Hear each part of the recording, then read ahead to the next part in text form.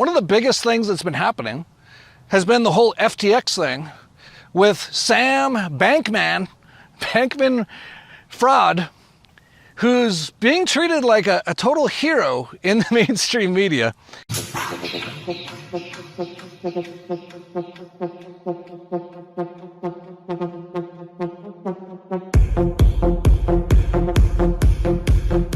Just like with everything, like CNBC, like I knew this like 30 years ago. 30 years ago, the 1990s, I was trying to be a stockbroker in Canada.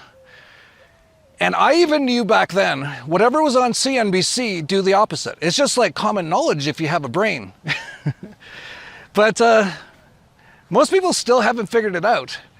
But here was CNBC over the last few years with Sam Bankman-Fried. Sam Bankman-Fried is really becoming the industry's lifeline during a crisis lately. I'm fascinated, endlessly fascinated with Sam Bankman-Fried's role in all of this. You've been now described as the JP Morgan, if you will, of the crypto business. A lot of people called you the savior of crypto, the patron saint of crypto. The Michael Jordan of crypto, if you will. Sam Bankman-Fried. Sam Bankman-Fried, the JP Morgan of... Fried. SBF, JPM. Do you know SBF? I think it's cool that the guy has just initials, SBF. Some on Twitter calling him the hero right now of the industry. There's comparisons to Warren Buffett back in the financial crisis.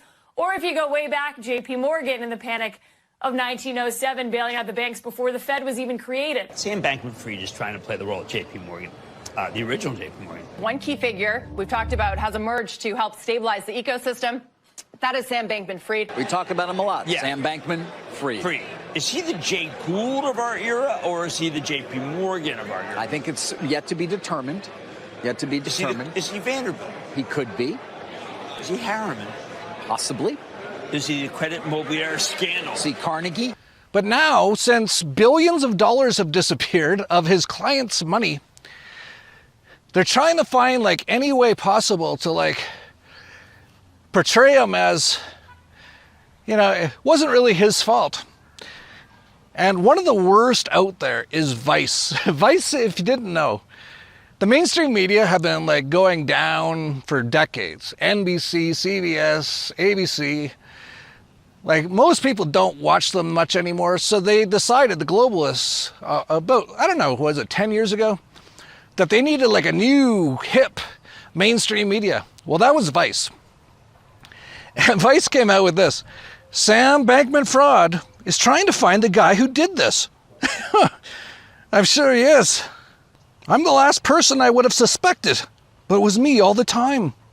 I guess that's why he's not in jail or anything, and he's being, have like major events for him, because he's still trying to find who did it. Might want to look in the mirror. Or maybe it was Sweet Caroline. Sweet Caroline, good times never seem so good. Here's your average NPC robot. How unfortunate Sam Bankman-Fried's philanthropic goals will never be realized. And it goes the Wall Street Journal called Sam Bankman-Fried a saint. The New York Times just had a major event starring Sam Bankman-Fried. I'll get to that in a second. And Vice is like, Sam's doing his best to find who did it. Well, we know who did it. It was Sam. It's pretty obvious, actually.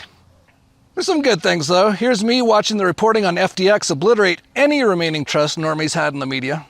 Yeah, so the New York Times, which is the most dishonest propaganda rag I've ever seen, really. Like, they don't even try to hide it.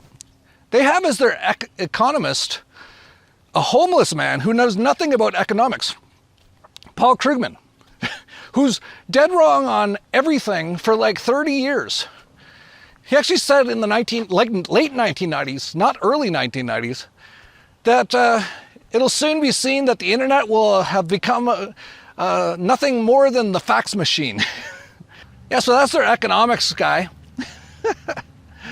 And yeah, they had this big event, and they had all the criminals there.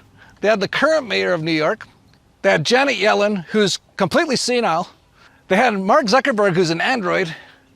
And they had Sam Bankman-Fried. He was like the guest of honor. And it was like watching like a Bizarro World Twilight Zone mixed with like a weird sitcom, with like weird sitcom like laughing and applause. There's going to be a time and a place for me to sort of think about myself and my own future, but I don't think this is it. Like, right now, I mean, look, I've had a bad month. This has not been a fun month for me, but that's not what matters here. Like, what matters here is the millions of customers. What matters here is all the stakeholders in FTX who got hurt, and trying to do everything I can to help them out. Who are these people who go to like these New York Times events? They look like they got their suits on. Like, why would you wear a suit to go watch the biggest propaganda rags, stupid they paid $1,600 for it, by the way. The thing was also live streamed. Like, and who goes to these Davos meetings, and who's always in these crowds when like Yuval Harari speaking, and Satan Klaus and Kill Gates? Like, but anyway, they were there, and it was just bizarre. I asked him a few questions. He's like, yeah, I really don't, yeah, it's bad luck, and I guess I should have paid a bit more attention. And they actually had one guy ask a decent question, and he said, can you ask him why he decided to steal my life savings? And here's basically the response. One of the letters I got, I want to read to you, Sam, because it's from a gentleman who said that he lost his life savings. And the subject line is, Sam Bankman-Fried stole $2 million from me. It says, Andrew, can you please ask SBF why he decided to steal my life savings and the $10 billion more from customers to give to his hedge fund, Alameda? Can you ask him why his hedge fund was leveraging long all of these S-coins? I'm going to keep it polite for the kids.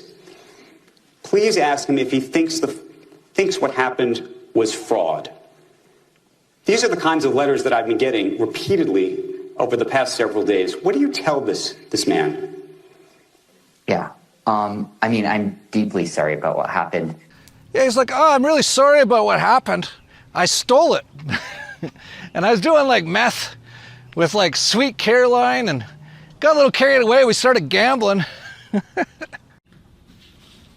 Oh, hey, excuse me. Are you a crypto exchange? Yep, that's correct. You can call me SBF. I'm a philanthropist, and FTX is the third largest crypto exchange trusted by the one and only Tom Brady. Yeah, well, I got $8 billion here, and I just need to put it somewhere safe where I can trade. Can you do that for me? Of course. My one goal, is to do right by customers. I'm a philanthropist.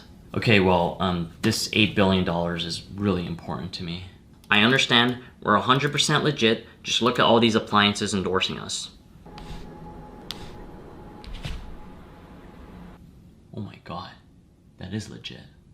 You know, it is really important that marketplaces act in a responsible manner here. It's not about how much money we make, but it's about the impact we can make to change the world.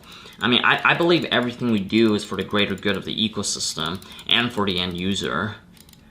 Oh, did I tell you I was a philanthropist? Yeah, I just want to make sure that you understand how vital it is for me to have access to these funds. Alright, here you go. Thank you. Okay, so we're gonna deposit here, and know that we hold our customer assets 1-to-1, so you have nothing to worry.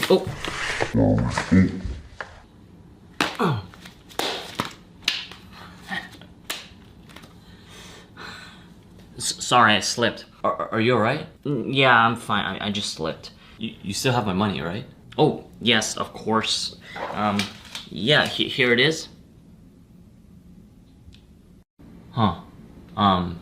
Yeah, it looks a little bit different, but I guess that's fine. Anyways, thanks. I'm gonna head out.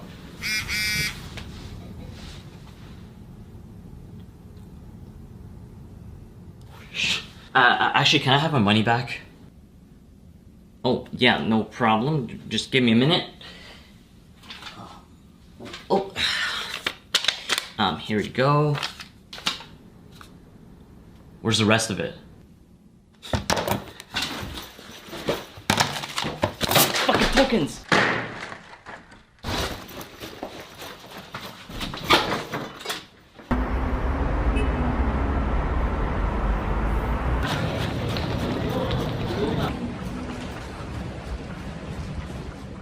In my defense, Your Honor, my client was in meth mode. But let's go back to that video. So the guy's like, okay, we have a question. You've destroyed this person's life and probably a million other people similarly. Destroyed their lives, stole everything, did meth and gambled it away and bought your parents like a $50 million house. And so how do you feel about it? Like, I'd have a pistol in my mouth. I go, here's how I feel about it. I just pull the trigger. I'd be like, I'm the biggest piece of shit on earth. But no, during this question, as he's reading him the question, notice Sam Bankman's like super happy, evil grin. It was suspiciously, in quote, transferred from FTX wallets after the bankruptcy filing. And there have been accusations that this is the assistance, effectively, of theft.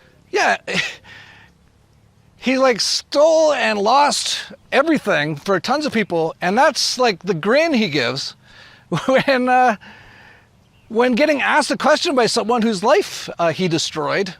He gives them that grin, which is very similar to Kill Gates, actually. They're all mostly psychopaths. It's also called like the duper's delight grin. Remember Kill always used to do that? You know, we'll have to prepare for the next one. That, you know, I'd say is will get attention this time. It was probably the biggest fraud in history. And the media's like he's a saint. He's trying to find out who did it.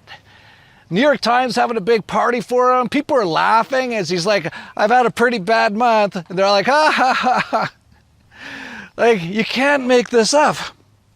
And then you have that Kevin O'Leary guy who's like a television financial expert who was totally promoting FTX. He actually said, like a month before it all happened, that he can't think of a safer place to be than FTX. If there's ever a place I could be that I'm not going to get in trouble, it's going to be at FTX. Since then, that Kevin O'Leary guy has come out, and someone asked him if SBF, if Bankman Fraud, were to start up a new company, would he invest? And he basically said yes. And and then there was this tweet. So a blue check mark called Bill Ackman goes, call me crazy, but I think SBF is telling the truth. And here's Kevin O'Leary. I lost millions as an investor in FTX and got sandblasted as a paid spokesperson for the firm. But after listening to that interview, I'm in the Bill Ackman camp about the kid. Really? I watched it and I'm like, this guy is like one of the biggest frauds ever. And they keep calling him a kid. He's 30 years old. You can't make this stuff up. Oh, we got another tweet here from John Corzine, who did the MF Global fraud. Call me crazy, but I think Bernie Madoff is telling the truth. Here's Bernie. I deeply appreciate that. I messed up. I'm going to do everything I can to make it right, even though I knew it might never be enough. By the way, John Corzine used to be the head of, I believe, the NASDAQ. He had a fund called MF Global, which is very similar to FTX. They defrauded and lost a lot of people all their money.